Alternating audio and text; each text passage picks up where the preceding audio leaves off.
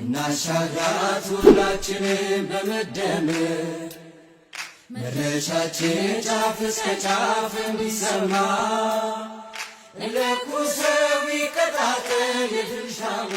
የተከበረችና ለበለጸገች ኢትዮጵያ ብልጽግናን ይምረጡ።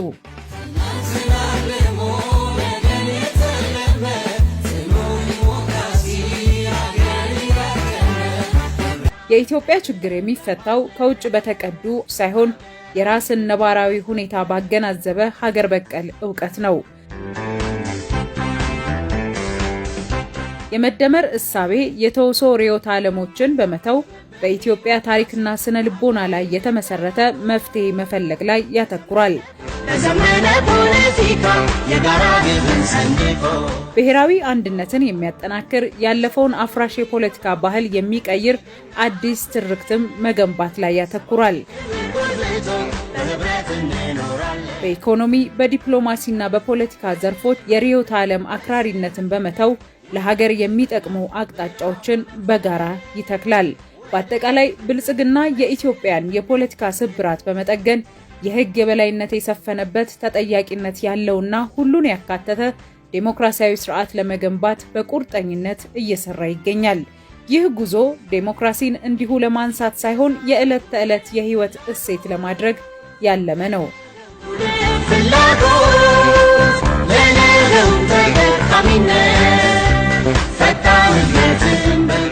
የመድብለ ፓርቲ ስርዓትን በማጠናከር ዴሞክራሲን የማጽናት ጉዞ በኢትዮጵያ የፖለቲካ ታሪክ ውስጥ እውነተኛ ዴሞክራሲን እውን ለማድረግ የመድብለ ፓርቲ ስርዓት አማራጭ የሌለው ጉዳይ ነው።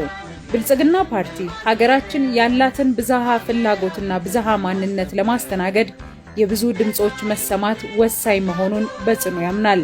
የመድብለ ፓርቲ ስርዓት ግንባታ በአንድ ሀገር ውስጥ ዴሞክራሲ እንዲሰፍን፣ የህዝቦች ድምጽ እንዲሰማና የስልጣን ባለቤትነት በህዝብ እንዲረጋገጥ የሚያደርግ ወሳኝ ሂደት ነው። ይህ ስርዓት በተለይም እንደ ኢትዮጵያ ባሉ ብዝሃነት ባላቸው ሀገራት ውስጥ የተለያዩ ፍላጎቶችንና አመለካከቶችን ለማስተናገድ አማራጭ የሌለው መንገድ ነው።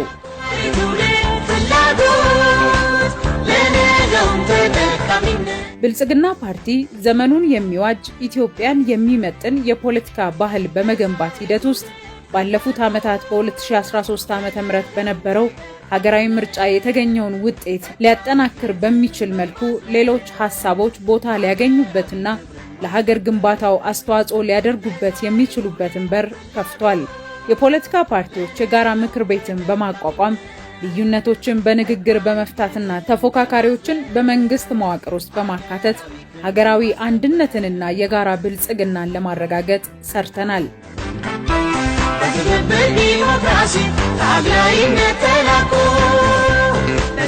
ያደገ የፖለቲካ ባህል በኢትዮጵያ እንዲታይም ሆኗል።